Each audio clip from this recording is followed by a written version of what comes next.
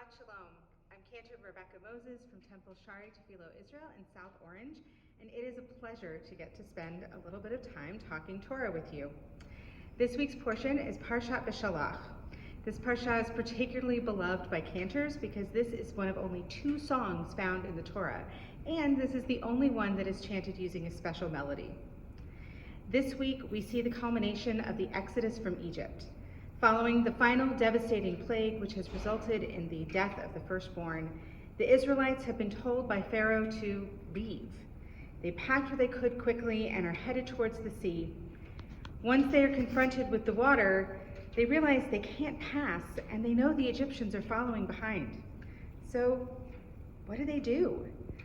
They look to Moses, Moses looks to God, and I imagine there was a collective moment where no one took a breath. They were waiting, simply waiting for something to happen. A miracle. The Egyptian army to overtake them and take them back to slavery. Something. Moses raises his arms as God has instructed and joined in the waiting. Was anything going to happen? We have all experienced these moments in our own lives. When we wait with bated breath, praying for a miracle, closing our eyes and peeking with one eye to see if something is going to occur. In our Midrash, we are taught about Nachshon ben Aminadav. Until that moment, Nachshon was just one of the multitudes, one of what Cecil B. DeMille would call the cast of thousands. But here, he gets his close-up.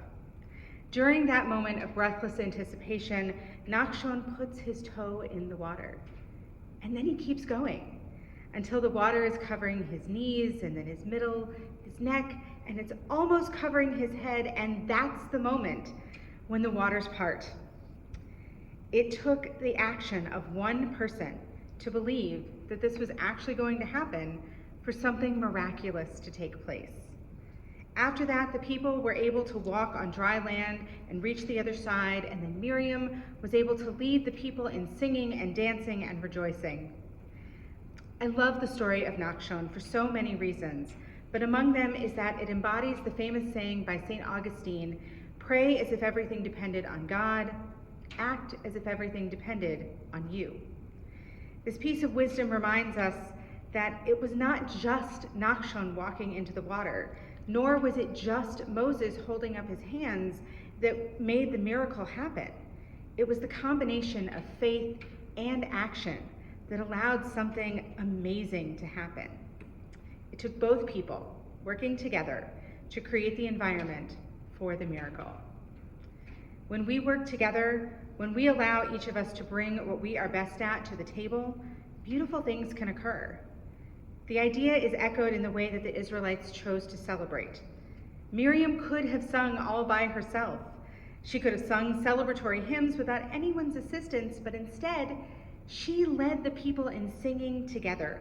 She allowed them and encouraged them to contribute their own voices to making the moment that much sweeter.